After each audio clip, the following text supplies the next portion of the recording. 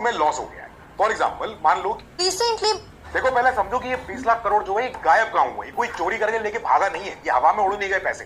हुआ क्या है, ये अनरियलाइज वैल्यू में लॉस हो गया है। फॉर एग्जाम्पल मान लो कि ये पेन है, अब इस पेन को अगर कोई व्यक्ति आपस में दो लोग खरीद रहे हो और ये पेन मेरे पास है, मैं इसको नहीं बेच रहा, पर दो लोगों ने ऐसा ही पेन आपस में खरीदा बेचा और इसकी वैल्यू सेट हो गई 500 रुपए, तो मेरे इस पेन की कीमत, मेरे एसेट की कीमत हो गई 500 रुपए। अब कल को ऐसे ही दो तीन लोग और आपस में इस पेन को खरीदे बेचे 20 रुपए में, मान लिया, तो अब इस पेन की कीमत जो मेरी जेब से कभी निकला भी नहीं, इस पेन की कीमत 500 रुपए से घट के रह गई 20 रुपए में।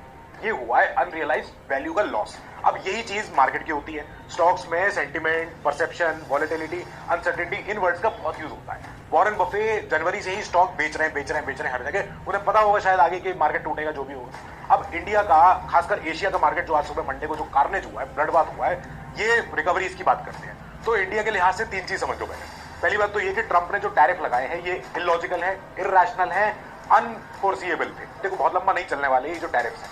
दूसरी चीज, इंडिया जो एक्सपोर्ट करता है यूएस को, वो हमारी जीडीपी का लगभग 2% भी नहीं है, 2% के आसपास है।